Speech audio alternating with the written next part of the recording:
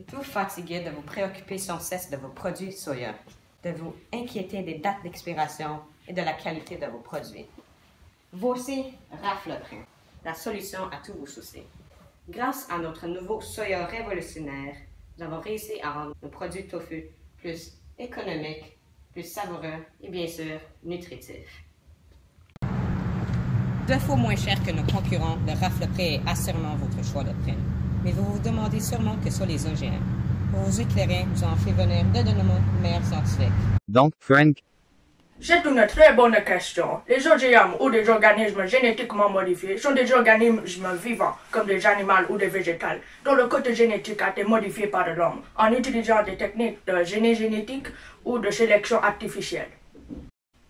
La transgénèse et la mutagénèse sont des processus qui créent des OGM. La transgénèse est le processus dans lequel on introduit un gène étranger, ce qu'on appelle un transgène, directement dans une cellule désirée. La mutagénèse est le processus dans lequel un gène aléatoire change, ce qu'on appelle une mutation. Ce changement peut être naturel ou artificiel. Les génies génétiques changent le type ou la quantité de protéines qu'un organisme est capable de produire, ce qui permet de créer de nouvelles substances ou d'assumer de nouvelles fonctions. Le but des génies génétiques est de créer des caractéristiques souhaitées et d'éliminer celles qui sont indésirables. Ces caractéristiques désirables sont une plus forte croissance, un plus grande taille ou de résistance aux organismes nuisibles.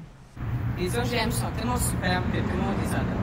82% des producteurs de soya utilisent des OGM. Et en plus, les plantations d'OGM ne sont pas les seules qui utilisent ceci.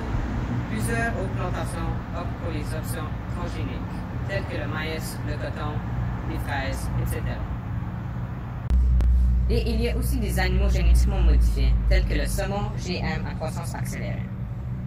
Hannah. Notre soya, le Rafleprint, est une série de variétés de soya conçues pour être résistant au glyphosate, un élément dans notre herbicide, le rafle. Le glyphosate tue les plantes en interférant avec la synthèse des acides aminés essentiels tels que la phénylalanine, la tyrosine, le tryptophane. Ces acides aminés sont nommés essentiels car seules les plantes et les micro-organismes sont capables de les produire.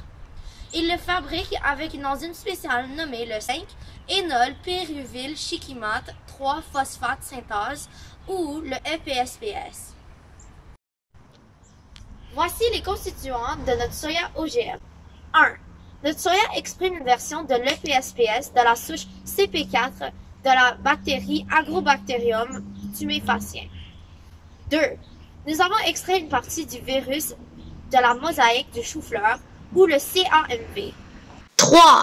Nous avons aussi extrait une séquence codant pour le peptide de transit du chloroplaste ou le CTP4 qui est essentiellement une lignée d'acides aminés qui a l'information pour créer une protéine. Nous avons extrait de la plante Pétunia hybrida.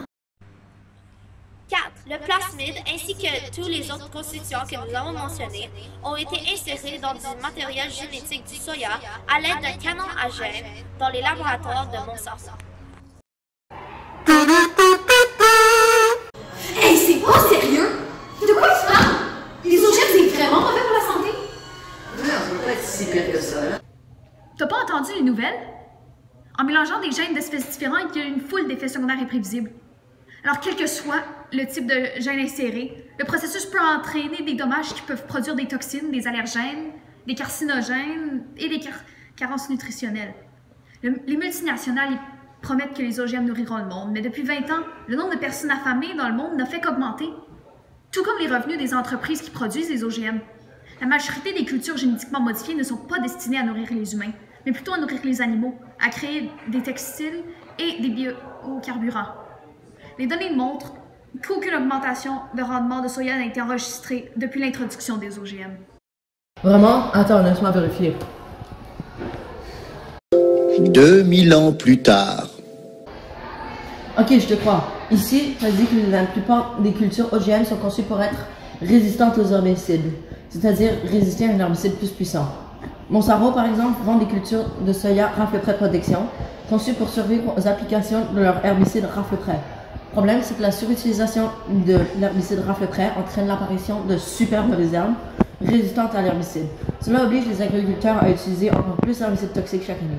En plus de nuire à l'environnement, les aliments génétiquement modifiés contiennent davantage de résidus d'herbicides toxiques. L'annonce que nous venons de regarder, par exemple, est liée à la stérilité, aux perturbations hormonales, aux anomalies congénitales et au cancer. Oh, et ici, ça dit que le Canada est le 4e plus grand producteur d'OGM au monde.